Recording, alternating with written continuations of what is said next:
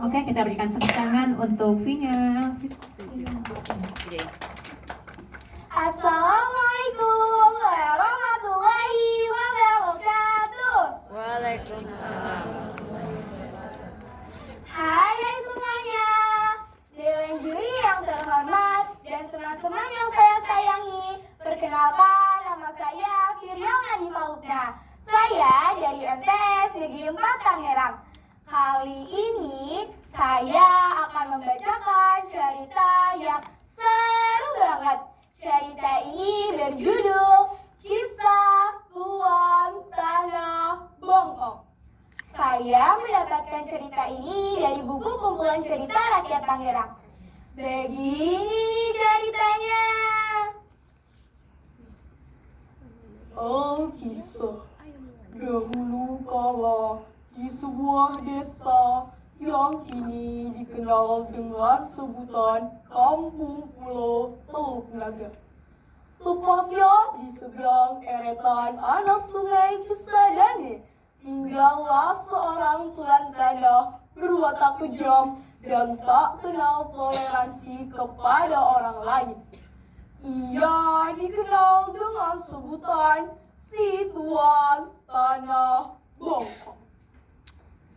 Sifatnya yang begitu kejam dan berkuasa di kala itu menjadikannya satu-satunya orang yang paling ditakuti oleh seluruh warga kampung seberang.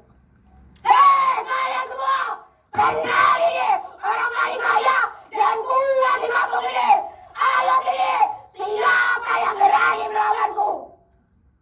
Setiap kali ia melewati perkampungan warga dan bertemu dengan siapa saja yang berpapasan dengan dirinya, tangannya yang besar begitu ringan melayang dan mendarat di pipi orang tersebut.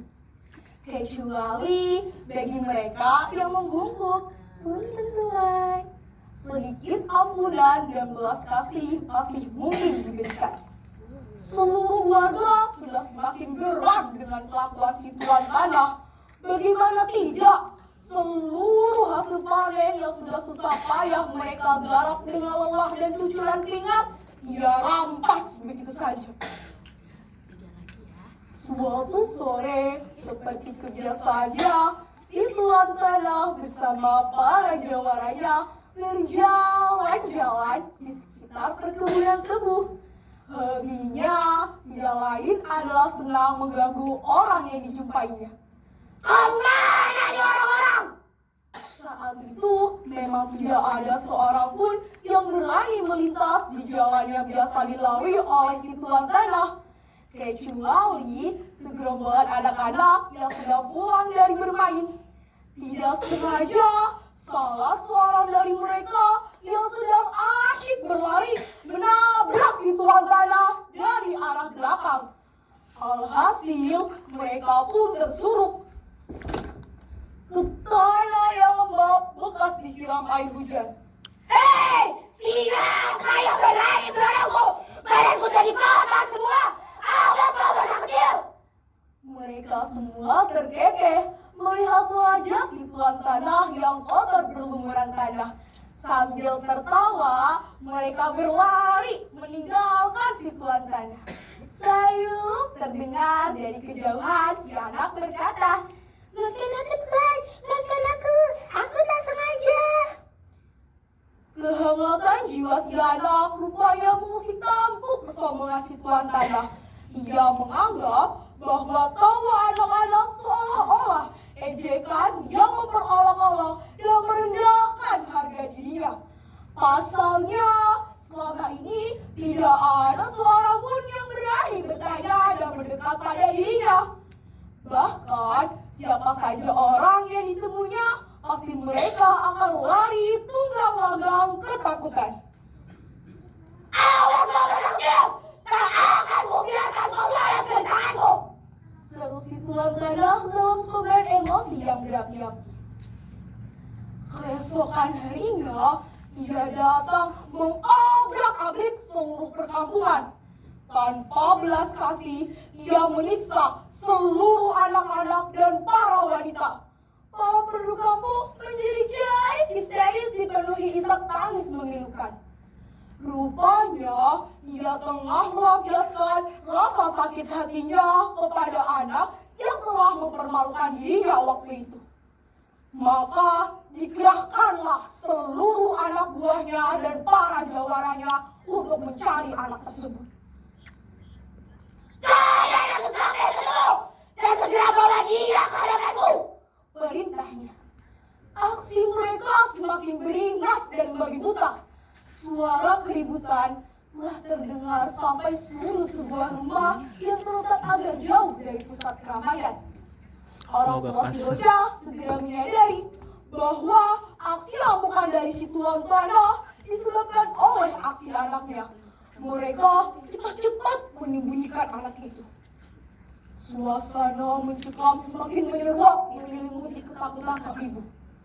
Bagaimana ini, Pak? Bagaimana? Anak kita akan dibunuhnya. Ibu Nina ingin sesuatu terjadi pada anak kita, Pak. Ayo lakukan sesuatu, Pak. Ayo lakukan sesuatu. Sang ayah meminta anak itu untuk lari anaknya agar ke sumur tua. Maka berlarilah anak itu mendekati sumur tua dan mulai bersembunyi. Konon katanya sumur itu adalah tempat singgah para bidadari cantik untuk mandi dan bermain. Maka dalam keadaan teraniaya dan dipenuhi rasa cemas yang luar biasa, berdoalah anak itu kepada Tuhan yang Maha Kuasa untuk dilindungi dari si tuan tanah. Ya Tuhan, tolong aku, tolong lindungi aku dari si tuan tanah. Ajaib, secepat kilat doa anak itu dikabulkan.